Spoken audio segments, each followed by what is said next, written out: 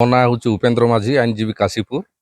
ଆଜି ରାୟଗଡ଼ା ଜିଲ୍ଲାପାଳଙ୍କ ନିକଟରେ ଆମର ଆସିବାର ମୁଖ୍ୟ ଉଦ୍ଦେଶ୍ୟ ହେଉଛି ଯେହେତୁ କାଶୀପୁର ବ୍ଲକ ହେଉଛି ଗୋଟେ ବୃହତ୍ତମ ବ୍ଲକ, ଯେଉଁ ଜାଗାରେ କି ସେଠି 2 ଲକ୍ଷରୁ ଉର୍ଦ୍ଧ୍ୱ ଲୋକ ସେଠି ବସବାସ କରୁଛନ୍ତି। ଆଉ ଯେଉଁ ବ୍ଲକ କି 24ଟା ପଞ୍ଚାୟତକୁ ନେଇକି ସେଠି ଗଠନ କରାଯାଇଛି। ତେଣୁକରି ବୃହତ୍ତମ ବ୍ଲକ ହିସାବରେ ଆମେ ଯେହେତୁ ଅଞ୍ଚଳବାସୀ ସମସ୍ୟାରେ ଆମେ ଅସୁବିଧାର ସମ୍ମୁଖୀନ ହେଉଛୁ। ତେଣୁକରି ସରକାରଙ୍କ ନିର୍ଦ୍ଦେଶ କ୍ରମେ ଆଜି ଆମମାନଙ୍କର ସମସ୍ତଙ୍କର ସର୍ବଦଳୀୟ ନେତାମାନଙ୍କର ସମସ୍ତଙ୍କର ଗୋଟିଏ ମାଙ୍ଗ ହେଉଛି ଯେ ଟିକିରିରେ ନୂତନ ବ୍ଲକ ଗଠନ କରିବା ପାଇଁ ହେଉଛି ଆମର ଦାବି। ଆଉ ଆଜି ରାୟଗଡ଼ା ଜିଲ୍ଲାପାଳଙ୍କ ଜରିଆରେ ଆଜି ଓଡ଼ିଶାର ମୁଖ୍ୟମନ୍ତ୍ରୀଙ୍କୁ ଆମେ ଲିଖିତ ଦାବିପତ୍ର ଦେଇଛୁ ଏବଂ ଏ ଦାବିପତ୍ରକୁ ନେଇକରି ଆଗାମୀ ଦିନରେ ସରକାର ନିଶ୍ଚିତ ପଦକ୍ଷେପ ନେବେ ବୋଲି ଆମମାନଙ୍କର ଆଶା ଅଛି।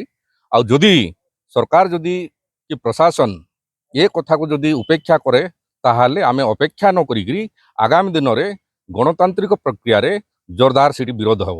ଯେଉଁଦିନ ପର୍ଯ୍ୟନ୍ତ ଟିକିରିକୁ ବ୍ଲକ ମାନ୍ୟତା ଦେଇନାହାନ୍ତି ସେତେଦିନ ପର୍ଯ୍ୟନ୍ତ ଆମେ ଅହରହ ଭାବରେ ପ୍ରଜାତନ୍ତ୍ରରେ ଯେଉଁ ଭଳିଆ ଭାବରେ ଆମେ ଆନ୍ଦୋଳନ କରିବା କଥା ଠିକ୍ ସେ ଢାଞ୍ଚାକୁ ଆମେ ଆପଣାଇବୁ ବାଧ୍ୟ ହେବୁ।